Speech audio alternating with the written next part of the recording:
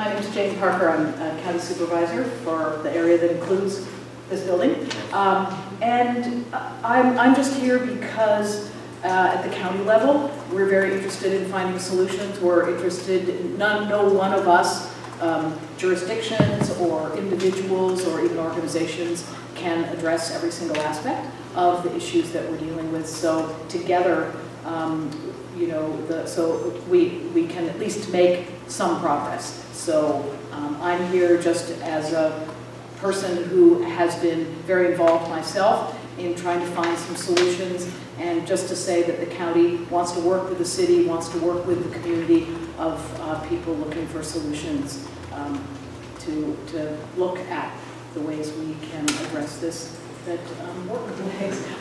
So I really appreciate what I've heard, and what I've heard is a lot of ideas that when we were looking for some way to work with the residents on Lapis Road that we tried to come up with. It is very difficult to find land. There's plenty of land around, but the people who have authority over it don't necessarily want to open it up for the things that we think might be beneficial. So that's why in front of my building, so my offices are owned, the land around there is owned by the county, and the county is the boss of that land.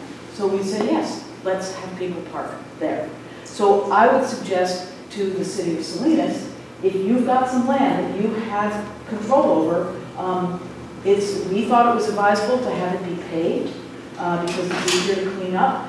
We have One Starfish managing the program so that there are the opportunities that if people have needs, would like to get job skills, if they want different kind of housing than what they have, there are the possibilities to get those connections made, and it's been very successful, the program that's being held in our parking lot. So I think it's a good model.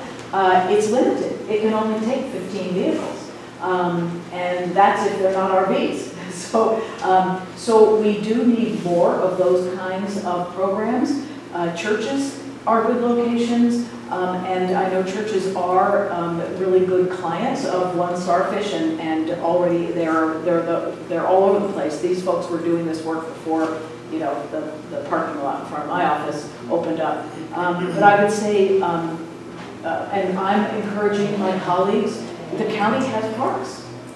And I don't have any county parks in my jurisdiction, but I have a parking lot. So I'm encouraging my colleagues to look at the county parks within their jurisdiction. Maybe there are people who live in their RVs who could be park monitors, live on the park site itself. And I think there have been some placements along those lines that have happened.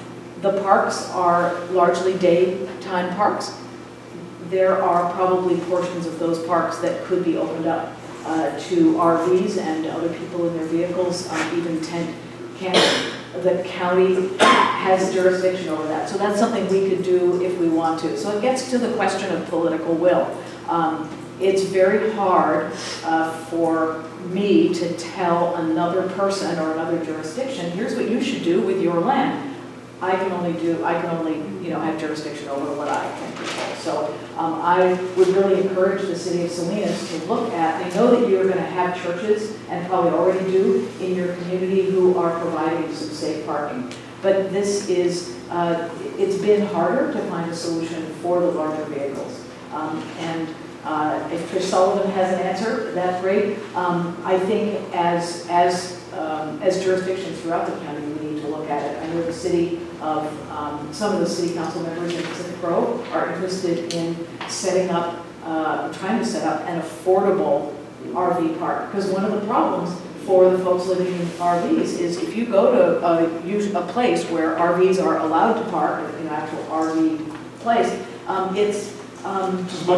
it's expensive, yeah. And part of the issue is, money is not just flowing like a river for these folks. So we have to figure out a way to be, to be safe, to be healthy, and to have a home, to have a place that you're allowed to be and can return to, and your stuff is still there. So I think we can, everyone deserves a safe place to sleep. We all have different requirements and different circumstances in the moment, but as I say, I think there are sort of little things that we can each and all do to help alleviate the stress that people are feeling at the sense that yet another city is going to pass yet another ordinance that is going to drive me, if I'm living in my RV, drive me out. And that's not the way we want to proceed. So if an ordinance disallowing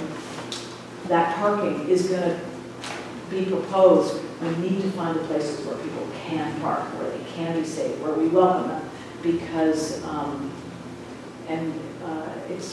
it's challenging. But as I say, I mean, that's what we had to do at the county level, was to find the land that we had jurisdiction over, because it was very hard to find other land. So I encourage you. Thank you, Supervisor. Yeah. Also, a real concern is that this is also the county seat, so being able to provide people access, even though there's availability, but not much attainability to services, I think that might be a big issue. I don't know if that's a legality even. I mean, other cities they're more posh, but this is the county seat where people have to have access. And I would just say too that the county has the whole person care pilot, which is specifically designed to connect people who are homeless with services of all kinds. Health in particular is what the county's role is, but we really value having community partners who are helping us get connected and being able to wrap those services around. Yeah. The county can't do it all with just our staff. We really count on community partners. Thank you, Supervisor.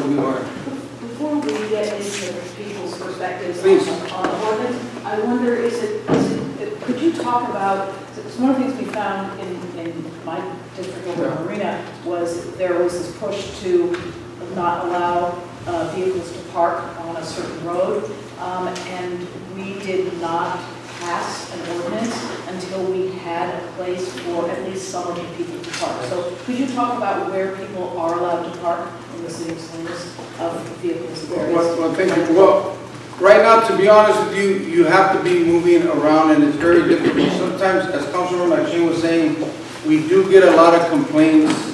Now, put yourself in your home, for example. If you have an RV or a semi-truck, it's very difficult to make turns, either make a left-hand turn. So it's been a problem. Where I know the city of Salinas has been helpful, I can tell you the people that I've spoken that own RVs, a lot of them are unregistered RVs. I mean, it's obvious, and they have not been asked, if you don't register your vehicle, we're going to tow it away. No, we're trying to be as helpful as we can. I know there's rumors out there Salinas is trying to get rid of the homeless, but that's far from the truth. Otherwise, we wouldn't be having this meeting today. What we are after is solutions.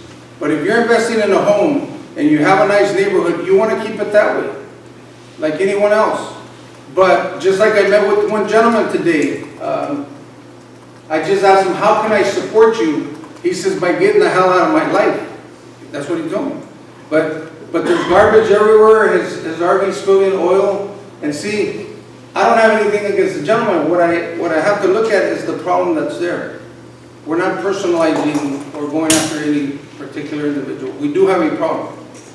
And that's why I said today, we're asking you if you can come up with certain solutions, but to Supervisor Parker, there's no certain place that's been identified that you can say this is where you can park.